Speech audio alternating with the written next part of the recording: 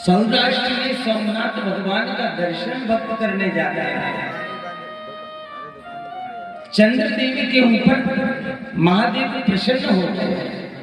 और चंद्रदेव को जो श्राप दक्ष ने दिया था, उस दक्ष के श्राप से चंद्रदेव मुक्त हुए हैं। महादेव की कृपा दृष्टि हुई और वही महादेव चंद्र के ऊपर कृपा करने के लिए आज चंद्रदेव ने जहां भगवान का तप किया वहां विराजते हैं, जिन्हें हम सोमनाथ के नाम से जानते हैं। बोलिए सोमनाथ महादेव की जय हो। दक्ष की जो पुत्रियां थी, 27 पुत्रियों को का विवाह चंद्रमा के साथ दक्ष ने किया था, लेकिन जो रोहिणी थी ना, उससे अधिक प्रेम चंद्रदेव का था। तो सारी पुत्रियां बेटियां जाकर के पिताजी से शिकायत करती थी, पिताजी ये हमसे थोड़ा कम प्रेम करते हैं, ये तो दीदी रोहिणी के पास ही बने रहते हैं। चंद्रमा को बहुत समझाया, दक्षिण नहीं माने।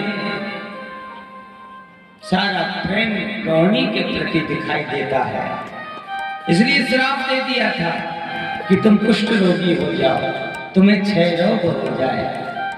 क्षय रोग से दुखित होकर के चंद्रदेव कहीं शीतलता को प्राप्त न कर, बड़े दुखी हुए।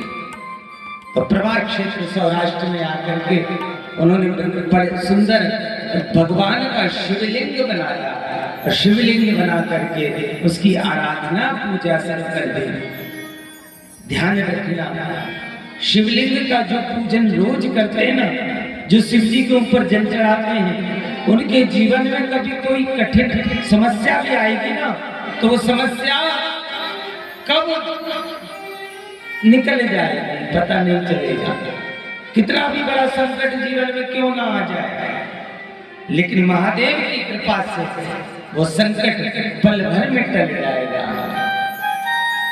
केवल जल चढ़ाने से महादेव प्रसन्न हो जाते हैं।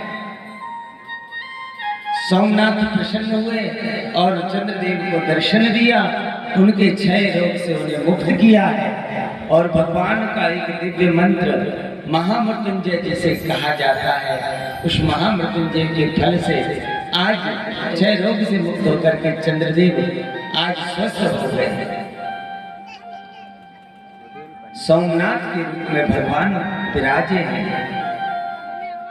और आपके घर में, गली में, मोहल्ले में यदि शिवलिंग है तो जानते हो, यदि शिवलिंग पर आप एक पुष्प भी अर्पण करके सोमनाथ का स्मरण करोगे तो आपके घर में रखे हुए शिवलिंग भी सोमनाथ की तरह कृपा करने का फल प्रदान करेंगे।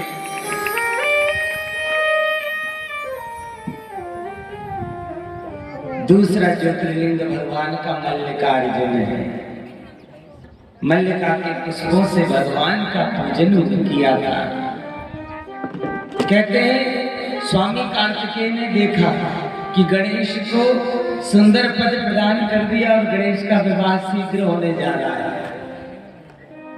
कार्तिकेय भगवान लौटे नहीं, दूर से ही मयूर पर सवार होकर के पर्वत पर पहुंचे हैं और वहां उन्होंने उस श्रीशैल पर भगवान के शिवलिंग की स्थापना की और स्थापना करके अनंत वर्षों तक उस शिवलिंग का पूजन किया है। मल्लिका के पुष्पों से उसका पूजन किया है। और जब पता चला भगवान भोलेनाथ मां पार्वती लेने के लिए अपने पुत्र को गए, तो पुत्र उस शिवलिंग को छोड़ करके वहां से दूसरे पर्वत पर जाकर के बैठ गए। तब मां पार्वती ने कहा कि ये पुत्र के द्वारा पूजित ये शिवलिंग है, हे महादेव ऐसी कृपा करो कि ये शिवलिंग सर्व पूजनीय हो जाए। तो महादेव ने कहा कि देवी 15 दिन मैं शिवलिंग में विराजूंगा और 15 दिन आप विराजमान रहोगी और इस शिवलिंग का पूजन मल्लिकार्जुन के रूप में संसार करेगा और जो इसका पूजन करेगा वो कभी दुखी नहीं होगा।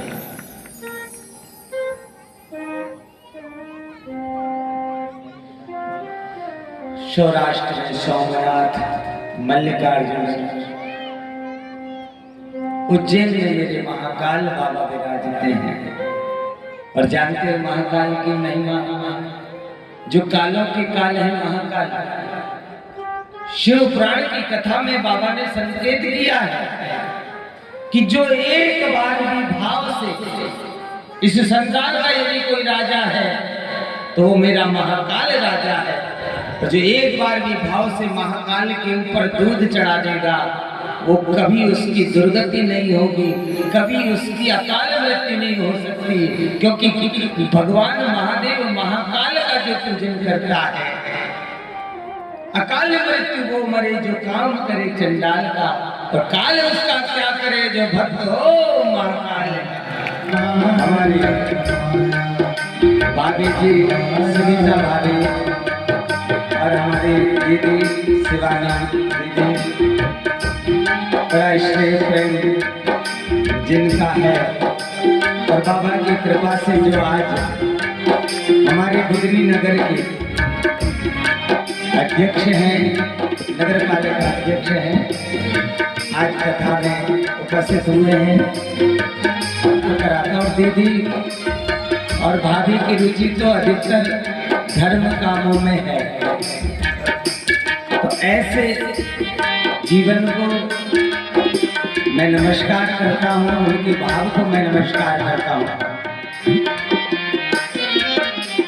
बाबा भोलानाथ है हमारा तुम्हारा, हमारा तुम्हारा, महाकाल की इस नगरी में पाऊं जन्म दोबारा, महाकाल की इस नगरी में पाऊं जन्म दोबारा, शंकर भोलानाथ है हमारा तुम्हारा, हमारा तुम्हारा, शंकर भोलानाथ है हमारा तुम्हारा। बोलिए शंकर भगवान की जय, भोला भंडारी जय, गोरा त्रिपुरारी भोला भंडारी जय, भोला त्रिपुरारी, रखियो लाज हमारी जगत की पालनहारी, रखियो लाज हमारी जगत की पालनहारी। मेरी इच्छा पूरी हो तो हो मैं बड़ा न्यारा, मेरी इच्छा पूरी हो तो हो मैं बड़ा न्यारा, शंकर भोलानाथ है हमारा तुम्हारा, हमारा तुम्हारा, शंकर भोलानाथ है हमारा तुम्हारा, भोलानाथ है हमारा भोलानाथ है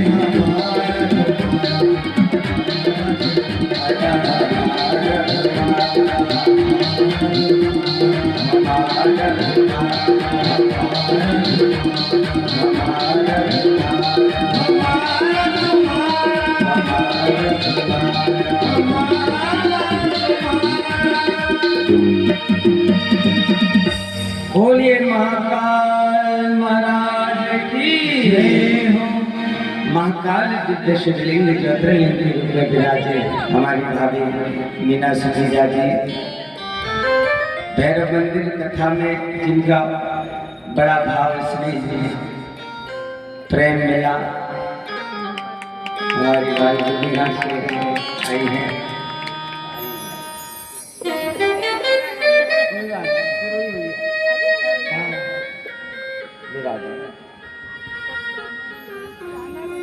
जी जी, तो महाकाल राजा की बड़ी महिमा है। एक बार राजा चंद्रसेन पूजन कर रहे थे, तो राजा जब महादेव का पूजन कर रहे थे, शिवलिंग का सुंदर अभिषेक कर रहे थे, अनेकों ब्राह्मण वेदों का उच्चारण करते हुए भगवान पर जल की धारा, दूध की धारा, दधी की धारा, घृत की धारा, मधु की धारा से, शर्करा की धारा से अभिषेक कर रहे थे। एक ग्वालिन अपने बेटे को गोद में लेकर के वहां आई गोद में बैठा हुआ वो बेटा राजा को पूजा करते हुए देख रहा है। बालक ने पूछा, माँ ये क्या हो रहा है? माँ ने कहा, बेटा ये बाबा की पूजा हो रही है, बाबा का अभिषेक हो रहा है, महादेव का, ये भोलेनाथ का पूजन हो रहा है। ये बालक देखता रहा महाराज। और जानते हो उस बालक के हृदय की भावना महादेव को पाने की हो गई। इच्छा करने लगा कि मैं भी महादेव का पूजन करूंगा ऐसे ही जैसे राजा कर रहे हैं। पत्थर का विशाल शिवलिंग था राजा जिसका पूजन कर रहे थे। बालक माँ की उंगली पकड़ते हुए घर जाने लगा। घर चलते चलते रास्ते में उसने एक पत्थर देखा और उस पत्थर को बालक ने उठा लिया और उठा करके चुपचाप रख लिया और रख करके विचार करने लगा कि यही मेरे महादेव है। रास्ते का पत्थर लेकर के बालक घर पहुंच गया। माँ तो घर के अंदर गई और घर के कार्यों में व्यस्त हो गई और बालक ने क्या किया, वो पत्थर लेकर के उसका पूजना शुरू कर दिया। पत्थर को रख करके उसमें जल चढ़ाता है, दूध चढ़ाता है और बड़ा सुंदर स्नान वो बालक उस पत्थर का करा रहा था। माँ का भोजन बन गया तो माँ ने कहा, बेटा भोजन कर ले। लेकिन बालक तो भगवान की उस दिव्य पत्थर का पूजन कर रहा था, सेवा कर रहा था। बार बार कहने पर भी वो आए नहीं। माँ को चिंता हो गई कि ये कर क्या रहा है और बाहर आकर के देखा तो बालक उस पत्थर का पूजन कर रहा है। माँ ने कहा, बेटा ये काम हमारा नहीं है, हम तो ग्वाल हैं, छोटे मोटे हैं और राजा ही भगवान का पूजन कर सकता है, हम लोगों को सौभाग्य नहीं है। इसलिए माँ ने वो पत्थर उठाया और उठा करके दूर फेंक दिया। बालक रोने लगा और इतना व्याकुल हो गया उस पत्थर के लिए कि मुझे मेरे महादेव ला के दे दो, कहाँ फेंक दिया। रोने लगा और रोते रोते वो बालक अचेत होकर के बेहोश होकर के गिर गया। माँ ने उसे गोद में उठा करके अंदर लेकर के आई, बिस्तर पर उसे लेकर के विश्राम करने लगे। दोनों माँ और बेटे की नींद लग गई और बेटे ने क्या देखा है कि नींद में ही भगवान ने स्वप्न में दर्शन दिया है। महादेव का विशाल सुंदर महल प्रकट हुआ है। उस महल में महादेव का दिव्य शिवलिंग प्रकट हुआ है और स्वर्ण में महल को देख करके और उस दिव्य लिंग को देख करके बालक चौंक करके जाग गया और बालक ने कहा, माँ देख मेरे महादेव आ गए हैं। दौड़ करके बालक बाहर निकला और घर से बाहर निकला, आंगन में से देखा कि दूर भगवान का विशाल सुंदर सोने का महल बना हुआ है। उस सोने के महल में दिव्य ज्योतिर्लिंग के रूप में भगवान दर्शन दे रहे हैं। बालक दौड़ता हुआ माँ के पास गया, माँ उठ देख मेरे बाबा आ गए हैं। माँ का हाथ पकड़ करके बालक ले गया तो देखा कि साक्षात महादेव उस स्वर्ण महल में विराजमान है। वो छोटा सा पत्थर आज साक्षात महाकाल के रूप में विराजमान है। बोले महाकाल राजा की। माँ को बताया, माँ ये मेरे महादेव है, देख महादेव आ गए, अब मैं इनका पूजन करूंगा। यही है, आपने मानव तन तो ले लिया है लेकिन मानव तन में इंसानियत यदि नहीं है, भगवान के प्रति प्रेम नहीं है। संत कहते हैं इंसान को इंसानियत इंसान बना देती है और आपकी सच्ची श्रद्धा ही मेरे भोलेनाथ को पत्थर में भगवान बना देती है। भक्त तो भगवान को पत्थर में भी खोज लेता है। उस बालक की महिमा उसके प्रेम से रीझ करके भगवान ने दर्शन दिया और प्रकट हो गए महाकाल राजा। ऋषि मुनियों को उसकी महिमा ज्ञात हुई, दौड़े दौड़े आए हैं और उसका पूजन होने लगा। महाराज देखते ही देखते वहां पर अपार जन समुदाय प्रकट हो गया। बड़े बड़े ऋषि मुनि संत महात्मा उस दिव्य लिंग का दर्शन करने के लिए आए हैं। बालक ने पूजन किया। उसी समय चंद्रसेन राजा के ऊपर अन्य राजाओं ने जब आक्रमण करने की योजना बनाई लेकिन उन राजाओं को पता चला कि अवंतिकापुरी का जो राजा चंद्रसेन है, उसके राज्य में एक बालक के ऊपर कृपा करके महादेव स्वयं प्रकट हुए हैं। तो वो राजा भी देखने के लिए आए, दर्शन करने के लिए। और जब यहाँ आकर के देखा उस ज्योतिर्लिंग, महाकाल के ज्योतिर्लिंग का दर्शन करके, तब राजा चंद्रसेन और अन्य राजाओं ने महादेव को प्रणाम किया और सारा द्वेष मिटा करके चंद्रसेन के साथ राजा वो उस शिवलिंग का पूजन कर रहा है। तब राजा ने कहा कि मैं राजा नहीं हूँ, इस संसार के राजा, इस जगत के राजा यदि कोई है तो मेरे ये महाकाल राजा है। और देखते देखते वहां उस महिमा को देख करके सारे ऋषि मुनि स्तब्ध है। उन ऋषियों के मध्य में संत अनंत वीर बलवंत भगवंत कथा ऋषि श्री हनुमान जी महाराज प्रकट हो गए हैं। बोलिए हनुमंत लाल की जय हो। और उसी क्षण हनुमान जी ने उस बालक को गोद में लेकर के कहा कि हे ग्वालियर, ये साधारण बालक नहीं है, ये श्रीखर नाम का जो तुम्हारा पुत्र है, इसके ऊपर अनुग्रह करके भगवान महाकाल इस ज्योतिर्लिंग के रूप में विराजे हैं। और यही श्रीकर द्वापर युग में नंद गोप कहलाएंगे। और इन्हीं नंद के यहाँ पर स्वयं भगवान नारायण अपने दिव्य लीलाओं को करने के लिए, बाल्य लीलाओं को करने के लिए नंद के महल में पधारेंगे। और जब भगवान नंद के महल में आए हैं तो भगवान जब नारायण नंद के महल में गए तो वहां ना बेटा हुआ ना बेटी हुआ। ये श्रीकर ही भगवान महादेव की कृपा से नंद बाबा हुए थे। और नंद बाबा के यहाँ कौन पहुंचे थे? बोले नंद के यहाँ बेटा बेटी नहीं हुआ, नंद के यहाँ तो आनंद हुआ था। इसलिए तो गाते थे नंद गया नंद भयो जय हो नंद लाल की, जय हो गोपाल की, जय हो नंद लाल की, जय यशोदा लाल की। नंद गया नंद भयो जय कन्हैया लाल की, नंद गया नंद भयो जय कन्हैया लाल की, नंद गया नंद भयो जय कन्हैया लाल की, नंद गया नंद भयो जय कन्हैया। और नंद के यहाँ जब आनंद हो गए, ध्यान देना, न बेटा हुआ न बेटी हुआ, क्या हुआ? आनंद हुआ।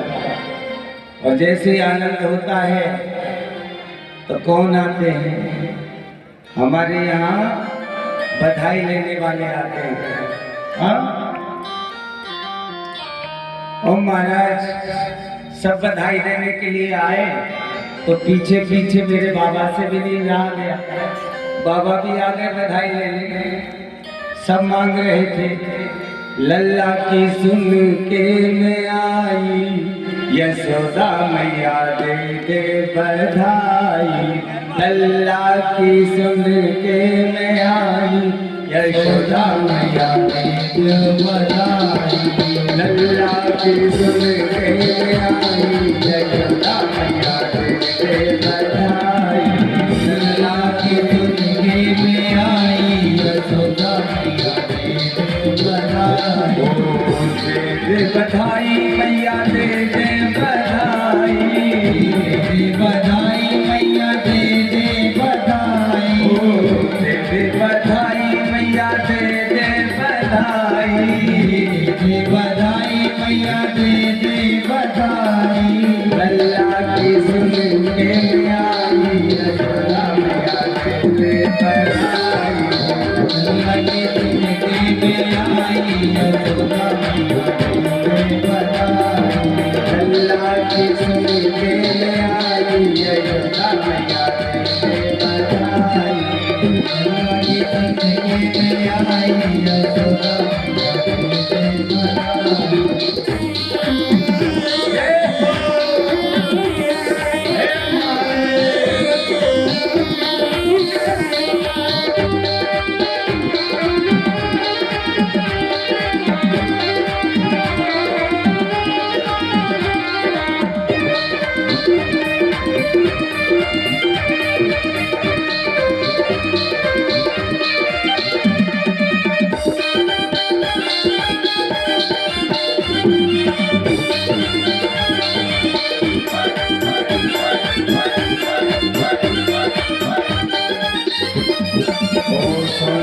दे दे मैया चांदी पे दे दे, सोना भी दे दे मैया चांदी भी दे दे, सोना भी दे दे मैया चांदी भी दे दे, सोना भी दे दे मैया चांदी भी दे दे। हलवा की दे दे कढ़ाई, यशोदा मैया दे दे कढ़ाई, हलवा की दे दो कढ़ाई, यशोदा मैया दे दो कढ़ाई, अल्लाह की सुनने में आई, यशोदा मैया दे दे कढ़ाई, अल्लाह की सुनने में आई, यशोदा मैया दे दो कढ़ाई। हीरे भी दे दे मैया मोती भी दे दे, हीरे भी दे दे मैया मोती भी दे दे, हीरे भी दे दे मैया मोती भी दे दे, हीरा भी दे दे मैया मोती भी दे दे। सबकी जो इच्छा वो मांग रहे हैं। अब बाबा भोलेनाथ की इच्छा हुई कि मैं भी जाऊं मांगू। बाबा आ गए। बाबा ने कहा मैया सबको दे रही है, अब मुझे भी दे दे, मैं जो मांग रहा हूँ। बाबा ने कहा क्या चाहिए? तो बाबा ने कहा आ जाइए। बाबा ने कहा ना मुझे सोना चाहिए, ना चांदी चाहिए, ना हीरा चाहिए, ना मोती चाहिए, देना है मैया तो मेरी इच्छा है कि एक बार तेरे लल्ला के दर्शन वो को कराए दे। यशोदा ने कहा बाबा मैं अपने लल्ला के दर्शन तो को नाय कराए। सब बोले काय?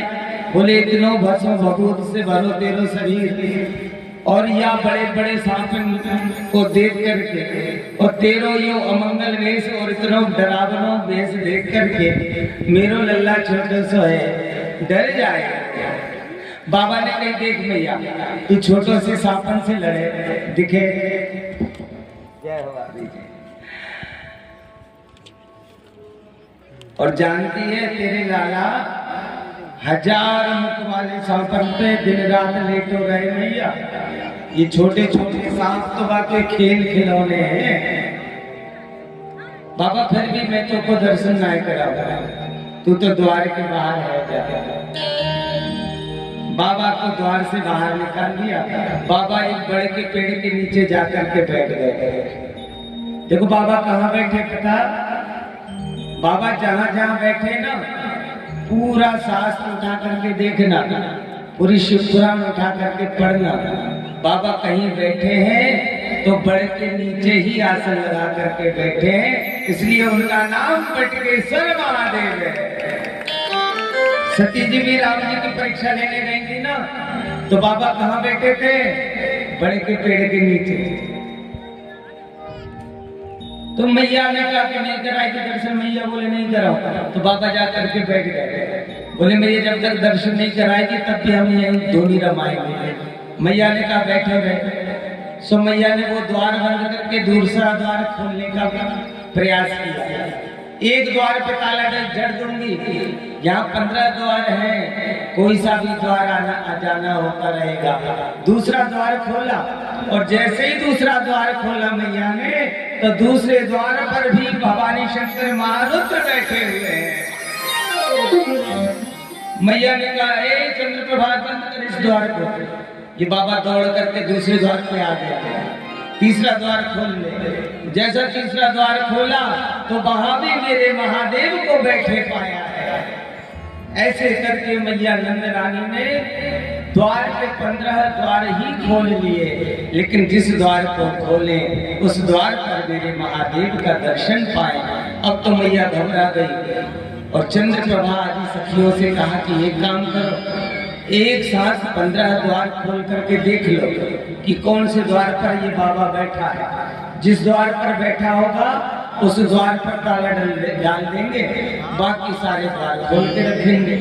ओ महाराज, चंद्रावती आदि जो सखियां हैं उन्होंने एक साथ 15 ही द्वारों को जब खोला और जैसे 15 द्वार एक साथ खोले गए उस महल के, तो क्या देखा कि उन 15 ही द्वारों पर मेरे महादेव विराजमान हैं। अब तो मैया घबरा गई, क्या करूं, ये तो बाल है। त्रिया हट और ये योगी हट से पाला पड़ा है। बाबा ने कहा मैया चुपचाप दर्शन करा दे। तो कहा बाबा देख दर्शन तो कराऊंगी लेकिन दूर से दर्शन पा लेना। कहा ठीक है दूर से ही दर्शन पाएंगे। मैया लेकर के आई कन्हैया को। बाबा ने आंख बंद करके कहा देखो कन्हैया जी, यदि आप हमारी गोद में नहीं आए तो आपकी और हमारी आज से कट्टी हो जाएगी। यदि आज आप हमारी गोद में नहीं आए तो हम और तुम दोनों अलग अलग हो जाएंगे। तो कन्हैया ने कहा ऐसा मत करना बाबा। और बाबा ने दर्शन किया, जाने लगे और बाबा के जाते ही जैसे ही बाबा बाहर निकले उसी क्षण भगवान श्री कृष्ण कन्हैया जोर जोर से रोने लगे, मचल गए। मैया ने कही ऐसा लगता है कि इसको नजर लग गई है किसी की, कोई नजर झाड़ने वाला हो तो बुला करके ले आओ। तब प्रभावती ने कहा कि मैया नजर झाड़ने वाला तो ये योगी ही दिखता है, ये बड़ा ज्ञानी दिखता है। मैया इसी को बुला लाओ, ये नजर झाड़ देगा। बोले ठीक है इसी को बुला लाओ। वो सखी गई दौड़ करके कि अरे बाबा जरा रुको, कन्हैया की नजर उतार दो, उसे नजर लग गई है, रो रहा है। भगवान लौट करके गए। भगवान ने देखा कि वो कृष्ण मचल रहे हैं। अपने सुंदर दृष्टि से देख करके भगवान की ओर इशारा किया। कन्हैया ने मानो आंखों ही आंखों में कह दिया है कि बाबा ये शुभ अवसर है मुझे अपनी गोदी में लेने का। मैंने लीला की है, मैया घबरा जाएगी तो तुम्हारी गोद में भी डाल देगी। अब तुम्हारे ऊपर है कि मैं कैसे गोद में आऊं। तब बाबा ने देखा मैया या को तो बहुत बुरी नजर लगी है और या तो जब तक तुम मेरी गोद में नहीं देगी तब तक मैं नजर नहीं उतार पाऊंगा। तब भगवान कन्हैया ने एक बार और मचलते हुए जोर से रोना शुरू कर दिया और रोते हुए भगवान को देख करके मैया घबरा गई और भोलेनाथ की गोद में कन्हैया को छोड़ डाल दिया है। बोलिए कृष्ण कन्हैया लाल की। भोले बाबा ने खूब दर्शन किया है, धन्य हो गए। बाबा ने कहा मैया एक काम कर, अब मैं चलूं। मैया ने कहा बाबा देख इसको नजर लगती रहती है, तू तो यहीं बैठ जा कहीं, तू तो मेरे महल में बहुत जगह है, कहीं भी बैठ जा। तो कहाँ बैठू मैया, तू जा कहीं कहाँ बैठ जाऊंगा। बोले तेरी इच्छा तुम बताओ। बाबा ने कहा मैया तेरे लाला को तू स्नान कराती। बोले हाँ। तो स्नानगार बना हुआ है। बोले हाँ। और स्नानगार के पास एक बड़ा का पेड़ लगा है। बोले हाँ। और वहां पानी देता है तेरे लाला को नहलाने वाला। बोले हाँ। तो बस उसी बड़े के पेड़ के नीचे मुझे बिठा दे। जब जब तू तेरे लाला को स्नान कराएगी और तेरे लाला के चरणों से उस दिव्य शरीर से स्नान का जो जल मेरे ऊपर गिरेगा तो उससे मैं पवित्र हो जाऊंगा। मैया मुझे तो बड़े के पेड़ के नीचे बिठा दे, सदैव तेरे साथ रहूंगा, तेरे इस भवन में रहूंगा। तो आज ये महादेव वहां बैठे हैं नंदेश्वर बनकर के। बोलिए नंदेश्वर महादेव की जय हो। तो हनुमान जी कहते हैं कि ये नंद बाबा के रूप नाम से ये ख्याति होगी और भगवान इनके यहाँ आकर के बाल लीलाएं करेंगे। इसके बाद वो महाकाल का दिव्य रूप प्रकट हुआ है जिसका दर्शन करने मात्र से सारे भय से यह जीवात्मा मुक्त हो जाता है। दूसरे नाम का एक राक्षस था, तो उसने घोषणा कराई थी उज्जैन नगरी में कि यदि यहाँ पर कोई भगवान का पूजन करेगा तो उसे मैं दंड दूंगा। कई ऋषि मुनि संत महात्माओं को उसने मार दिया, काट दिया महाराज। अब कोई भी उसके डर से उज्जैन में पूजन नहीं करता था। लेकिन एक सुधर्मा नाम के ब्राह्मण थे, उनके 4 बेटे थे। उन चारों पुत्रों का नियम था कि वो महादेव के शिवलिंग का पूजन करने के बाद ही भोजन करते थे और अन्य कोई कार्य करते थे। जीवन में नियम बनाओ कि जब भी कुछ काम करो, कोई शुभ कार्य करो तो महादेव का दर्शन करके करना। क्यों? क्योंकि महादेव अविनाशी है, महादेव अटल है, महादेव देवों के देव आदि देव हैं। तो महाराज जो महादेव का पूजन और दर्शन करके कोई कार्य करोगे ना, तो देवताओं की हिम्मत भी नहीं है कि उस कार्य में विघ्न डाल सकें। इसलिए महाराज जो कुछ आप चाहते हो कि हमारे जीवन में महादेव की कृपा आए, तो बस महादेव से कहना, महादेव ये करने जा रहा हूँ, अब आप जाना और आपका काम जाने महाराज, तो कार्य सफल होता है। महादेव ऐसे कृपालु, ऐसे दयालु। चारों ऋषि कुमार जब पूजन कर रहे थे तो वो दुष्ट दूषण वहां आया और उस दुष्ट दूषण ने अपने साथ जो दैत्य लाया हुआ था उन दैत्यों से कहा कि इनका सर काट दो और इन्हें जलाकर भस्म कर दो। और जैसे ही वो चारों दुष्ट उन ब्राह्मणों को मारने के लिए आगे बढ़े हैं, क्षुद्रा तट पर भगवान के लिंग का पूजन ये ब्राह्मण कर रहे थे। उसी समय जब ये ब्राह्मणों को पूजा करते हुए वो दुष्ट ने देखा, तो चार दुष्टों के साथ ये राक्षस वहां आया दूषण, और दूषण ने आकर के उन ब्राह्मणों पर वार किया है। और जैसे ही वार किया वैसे ही मेरे महाकाल प्रकट हो गए हैं। बोले महाकाल राजा की। देखते ही सब घबरा गए और महाकाल ने अपनी क्रोध भरी दृष्टि से दूषण को देखा और उनके देखते ही वह सारे राक्षस जल करके भस्म हो गए। भगवान ने, महादेव ने कहा कि ये दिव्य स्थान मेरा महाकाल के नाम से पूजित होगा, और जो महाकाल का जीवन में दर्शन करेगा निश्चित रूप से उसकी सारी कामनाएं, उसके सारे संकटों का हरण मैं करूंगा। जीवन में जब सारे रास्ते बंद दिखाई देने लगे ना, तो कुछ मत करना, केवल बाबा के दर पर जाना और दर पर जाकर के अपनी बीच की उंगली को, जहाँ से भक्त आते जाते हैं, उस रास्ते पर बाबा के मंदिर में किसी भी स्थान पर मध्यमा उंगली रख करके बस महादेव का नाम ओम नमो भगवते महादेवाय या ओम नमः शिवाय या श्री शिवाय नमस्तुभ्यं का जाप कर लेना। जिस मंदिर पर आप जाओ, किसी भी मंदिर पर जाओ, बीच की उंगली रख करके महादेव का नाम ले लेना। तुम्हारे जीवन के सारे संकट बाबा पल भर में दूर कर देंगे, तुम्हारी चिंता को बाबा दूर कर देंगे। ओमकारेश्वर में भगवान महादेव दो रूपों में दर्शन जिनका होता है, ओमकारेश्वर और ममलेश्वर। विंध्य पर्वत पर भगवान विराजमान है और मानधाता जी ने यहाँ पर तपस्या की है, और नर्मदा के उत्तर तट पर और दक्षिण तट पर महादेव विराजते हैं। और जानते हो,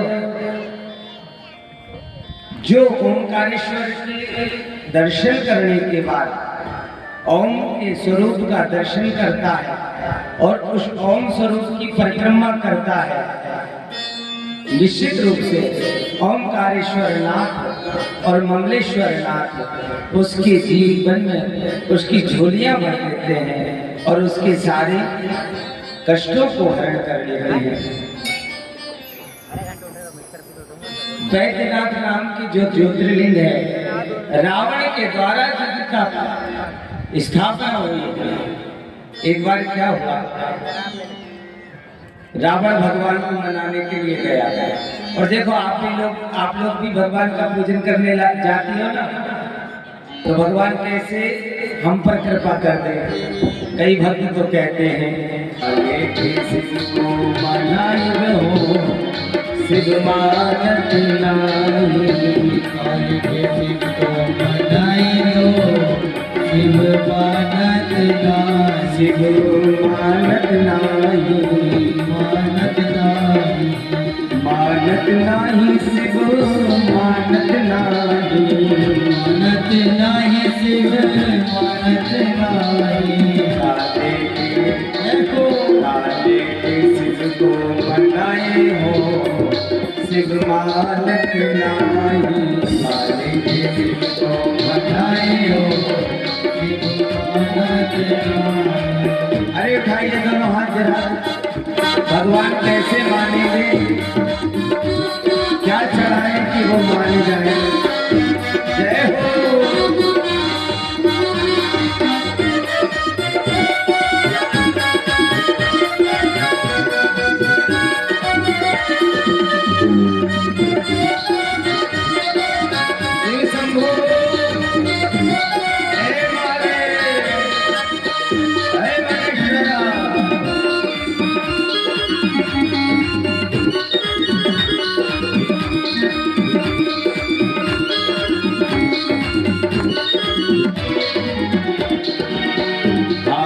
घोड़ा बाके मन ही न भावे, हाथी घोड़ा बाके मन ही न भावे, हाथी घोड़ा बाके मन ही न भावे, हाथी घोड़ा बाके मन ही न भावे।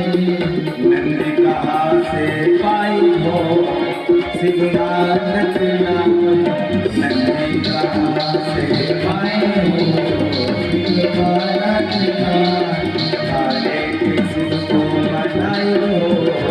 शिव मानत नाही।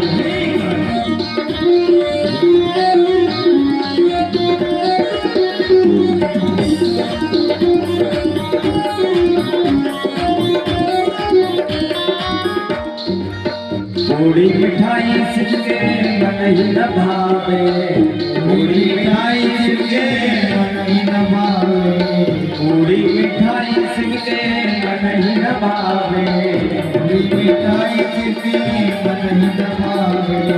भांग धतूरा कहाँ पाई हो शिव मानत नाही, भांग धतूरा कहाँ पाई हो शिव मानत नाही।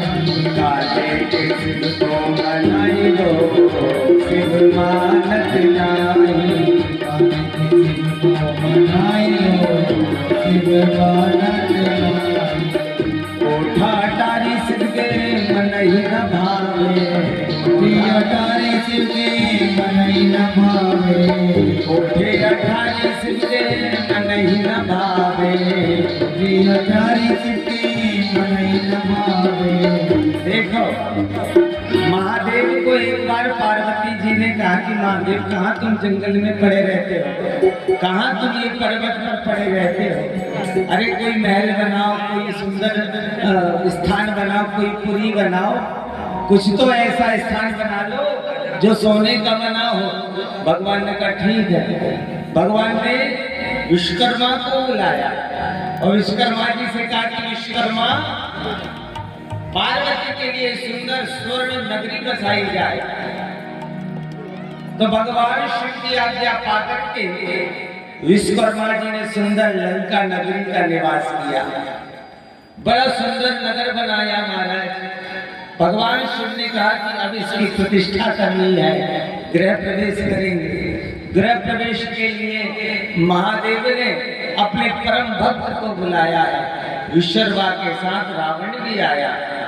वो महाराज गृह प्रवेश की विधि होने लगी और गृह प्रवेश बड़ी सुंदर विधान से मैया ने कराया। स्वयं भगवती और भवानी शंकर शिव उस गृह प्रवेश में और यजमान बने। हवन हुआ, हवन के बाद भगवान शिव ने कहा कि दक्षिणा मांगो ब्राह्मण देवता। तो ब्राह्मण ने कहा प्रभु दक्षिणा? बोले हाँ। महादेव दोगे दक्षिणा? बोले हाँ, जो मांगोगे वो दूंगा। क्यों? क्योंकि मेरे पास कभी कोई आने वाला विमुख नहीं गया और जो मांगा वो पाया है। क्या चाहिए दक्षिणा में? तो धीरे से रावण बोला पिताजी ये लंका ही नगरी ले लो, इतनी सुंदर स्वर्ण की। बोले बाबा तो दे देंगे। बोले बाबा ने कहा संकल्प कर लूं? बोले हाँ करो। संकल्प किया और रावण ने कहा कि भोले बाबा जिस नगरी का तुम प्रवेश कर रहे हो यही नगरी हमें दान में चाहिए, दक्षिणा में चाहिए। बोलो दोगे? तो बाबा ने कहा कोई बात नहीं, हम तो जंगल में रहने वाले हैं, पेड़ के नीचे बैठ जाते हैं, पर्वतों पर बैठ जाते हैं, हमें तो वही सुख है। भगवान ने उसी क्षण लंका नगरी का दान कर दिया है। तो महल अटारी शिव के मन ही न भावे, महल अटारी शिव के मन ही न भावे, महल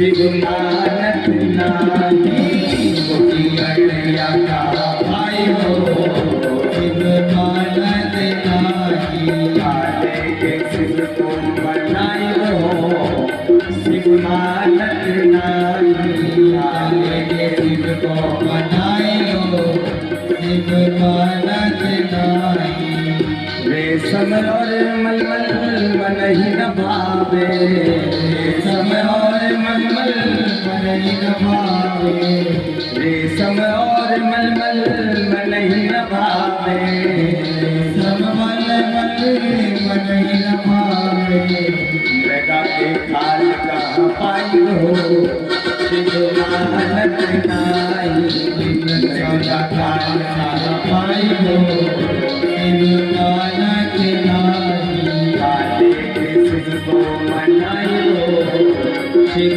मानत नाही काले के शिव को मनाई हो शिव मानत नाही शिव मानत नाही शिव मानत नाही शिव मानत नाही शिव मानत नाही शिव मानत तो बाबा तो बड़े दयालु है। रावण ने बड़ी तपस्या की है और तपस्या ऐसी वैसी तपस्या नहीं की। पर्वतों पर गया और रावण कैलाश में जाकर के महादेव को पाने के लिए पंचाक्षर मंत्र का जाप करते हुए महादेव के शिवलिंग का पूजन करने लगा और रोज महादेव को बिलपत्र पुष्पों से पूजन सेवा करके रावण ने देखा कि कई वर्ष हो गए महादेव प्रसन्न नहीं हो रहे। तो रावण ने क्या किया, अपने शीश काट करके भगवान को चढ़ाना प्रारंभ कर दिया। तलवार से अपना शीश काट करके महादेव को अर्पण किया, लेकिन महादेव फिर भी नहीं लीजे, दर्शन नहीं दिया और महादेव की कृपा से फिर से शीश प्राप्त हुआ रावण को। पहला शीश काटा, दूसरा शीश चढ़ाया, तीसरा शीश काट करके चढ़ाया, चौथा शीश काट करके चढ़ाया। इस प्रकार से भगवान को, महादेव को, रावण जैसी तपस्या करने वाला ब्राह्मण, और ध्यान रखना रावण साधारण नहीं था महाराज। रावण कौन था? ये ब्राह्मण था और शिव के परम भक्त थे। रावण जैसा शिव भक्त ना हुआ है, न कभी भविष्य में हो सकता है। रावण ने अपने तप से महादेव को प्रसन्न किया। 9 शीश कटने के बाद भी रावण ने महादेव की पूजा अर्चना नहीं छोड़ी और उस लिंग का पूजन करके महादेव के प्रति जब अपना 10वां सर काट करके चढ़ाने लगा और तलवार लेकर के जैसे ही सर काटने के लिए रावण हुआ, उसी क्षण भगवान उस लिंग में से प्रकट हो गए। बोलिए शंकर भगवान की। महादेव को देख करके रावण ने कहा, प्रभु आपने आकर के मुझे धन्य किया। प्रभु मैं आपको पाना चाहता हूँ। हे महादेव, मेरे जीवन में कोई इच्छा नहीं है। महादेव ने कहा कि रावण, तुम्हारी जो इच्छा है मैं पूर्ण करूंगा, क्या चाहते हो? रावण ने कहा कि महादेव, आप कैलाश के सहित लंका चलो। भगवान ने कहा कि रावण, तुम मुझे कैलाश के सहित लंका ले चलना चाहते हो तो चलो, लेकिन तुम्हें ही प्रयास करना पड़ेगा। तुम इस कैलाश को उठा करके ले चलो। रावण ने कहा, प्रभु इतनी सी बात, 20 भुजाओं में मेरा वो बल है कि मैं आपके कैलाश को भी उठा लूंगा। और महाराज, रावण भगवान की उस भक्ति के बल पर महादेव से कहने लगा, महादेव मैं आपको कैलाश के सहित लंका ले चलूंगा। महादेव ने कहा कि ठीक है, तुम इस कैलाश को उठा करके लंका ले चलो।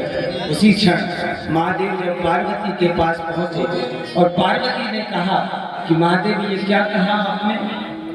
रावण के साथ आप लंका जाना चाहते हो और आपने तो कह दिया कि चलो। महादेव किस किस के घर जाओगे? महादेव ने कहा जो जो मेरा भक्त होगा उन सबके घर में जाना पसंद करता हूँ, जहाँ मेरा भक्त होगा वहीं मैं रहूंगा। महाराज महादेव ने कहा कि ये मेरा भक्त है रावण। रावण अपनी 20 भुजाओं से कैलाश पर्वत को उठाने लगा। महाराज उठा तो लिया, माँ भगवती कहने लगी बाबा यदि आज आप कैलाश चले गए तो कल कोई न कोई फिर आकर के कहेगा कि प्रभु हमारे घर चलो, प्रभु अपनी लीला दिखाओ। महादेव ने अपना दाहिने पैर का नख हमने कैलाश पर रखा है। रावण की 20 भुजाओं का बल नष्ट हो गया और उसकी भुजाएं उस विशाल कैलाश में दब गई। रावण व्याकुल हो गया और भगवान की शिव तांडव के द्वारा स्तुति करने लगा। जटाटवी गलज्जल प्रभाव पावतस्थल गले बलम मलम भुजंग तुंग भाल टमक टमक टमक टमक खिलाड़ वर हरे चकावर दंड तांडव कलोसुना शिवासुरम जटाकटाह संभ्रम ब्रह्मण्यलक्ष्मणर्धर बिलौल बीच पल्लव विराजमान मुरधर। महादेव को स्तुति से पुकारने लगा है। रावण कष्ट में व्याकुल हुआ। महादेव को पुकारते पुकारते शिव तांडव का गान करते करते आंखों में नेत्रों में अश्रु की धार बह पड़ी और उसी क्षण महादेव को कृपा, महादेव इतने दयालु कि महादेव ने दर्शन दिया। रावण से कहा कि रावण तुम कैलाश सहित मुझे नहीं ले जा सकते, लेकिन तुम्हारी इच्छा यदि मुझे ले जाने की है तो ये शिवलिंग ले जाकर के तुम लंका में स्थापित कर देना। महाराज भगवान शिव ने एक लिंग रावण को प्रदान किया और रावण उस शिवलिंग लिंग को लेकर के चल दिया। महादेव ने कहा था कि रावण सावधान, इस लिंग को जहां तुम रख दोगे वहीं ये स्थापित हो जाएगा, इसलिए सीधे लंका इसे ले जाना। महाराज रावण तो बड़ा प्रसन्न होकर के भगवान को ले जा रहा था। मध्य में रावण को लघु शंका लगी। रावण व्याकुल हो गया। रावण ने सोचा इस लिंग को यदि रख दूंगा तो ये यहीं रखा रह जाएगा। एक ग्वाला जो गाय चरा रहा था उस रावण ने आवाज दी, ग्वाला आया। रावण ने कहा कि ग्वाले जब तक मैं लौट कर आता हूँ तब तक उस शिवलिंग को तुम हाथ में रखो और इसे साध करके रखना और सावधान इसे भूमि पर मत रख देना। रावण इतना कह करके लघु शंका के लिए चला गया, लेकिन ये तो मेरे महादेव की लीला थी और वो ग्वाला कोई और नहीं था, मेरे गजानन गणेश भगवान ही ग्वाला बन करके पहुंच गए थे। क्यों? क्योंकि वो जानते थे कि महादेव लंका के योग्य नहीं है, महादेव को यहीं विराजना चाहते हैं। महादेव को उस ग्वाले ने वहीं पर स्थापित किया और ग्वाले के रूप में वहां से अंतर्ध्यान हो गए। रावण लौट करके आया तो शिवलिंग को वहां रखा हुआ पाया। रावण ने बहुत प्रयास किया कि शिवलिंग मैं उठा लूं, लेकिन प्रयास इसका असफल रहा। तब महादेव की वाणी हुई कि हे रावण, ये शिवलिंग अब यहीं रहेगा और ये तुम्हारे द्वारा स्थापित इस लिंग का नाम बैजनाथ होगा और जो बैजनाथ का दर्शन करेंगे उसे भुक्ति और मुक्ति को प्रदान करने वाला ये लिंग होगा। जो बैजनाथ का दर्शन करते हैं उन्हें भुक्ति मुक्ति की प्राप्ति होती है। ऐसे भगवान का बैजनाथ लिंग। बोले बैजनाथ महादेव की जय।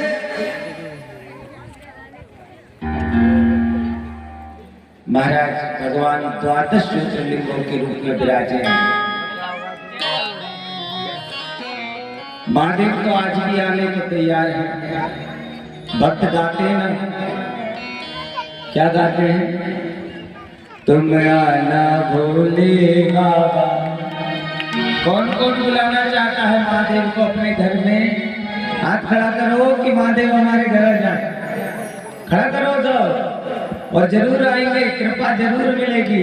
तुम आना भोले बाबा मेरे मकान में, तेरा डम डम डमरू बाजे सारे जहान में। तुम आना भोले बाबा मेरे मकान में, मेरा डम डम डमरू बाजे सारे जहान में, तेरा डम डम डमरू बाजे सारे जहान में।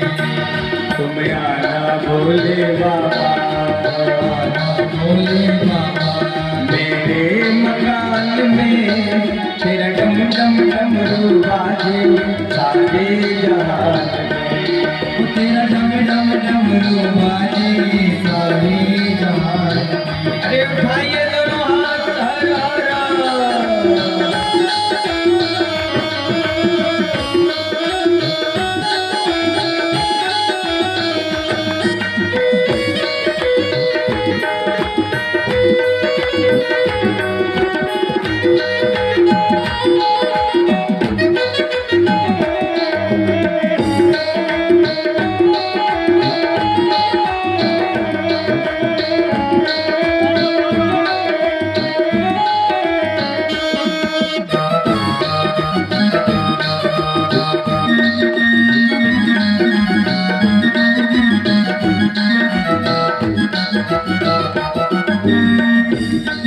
तुम गणपति जी को लाना, तुम गणपति जी को लाना,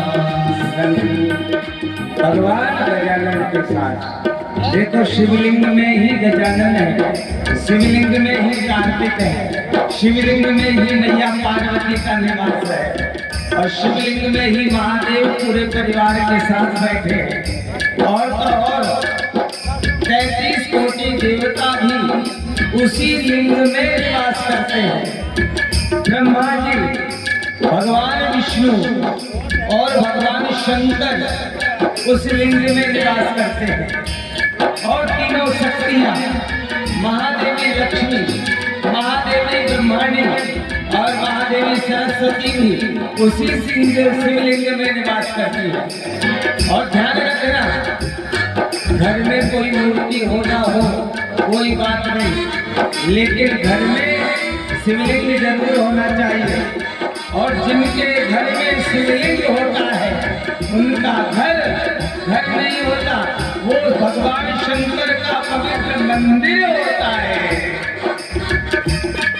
तुम गणपति जी को लाना, तुम गणपति जी को लाना, संग में सिद्धि लाना, सिद्धि लाना मेरे मकान में, तेरा डम डम डमरू बाजे सारे जहान में, तेरा डम डम डमरू बाजे सारे जहान में। तुम आना भोले बाबा, आना भोले बाबा, तुम आना मेरे बाबा, आना मेरे बाबा मेरे मकान में, तेरा डम डम डमरू बाजे सारे जहान में, तेरा डम डम डमरू बाजे सारे जहान में।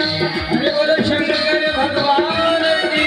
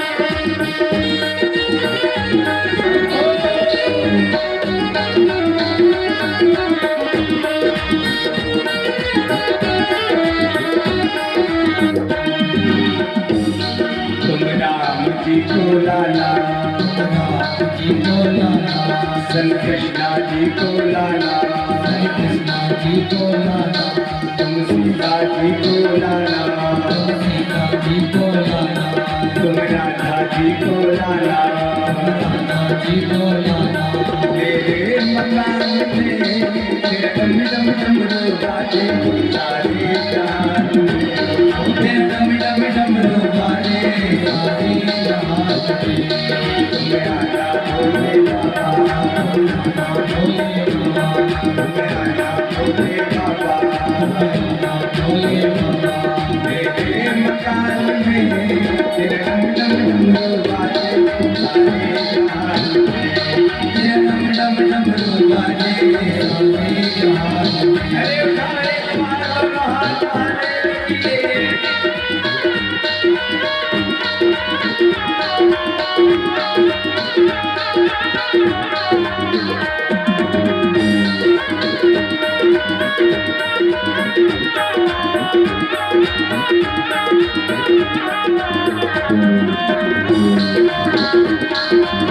Thank you.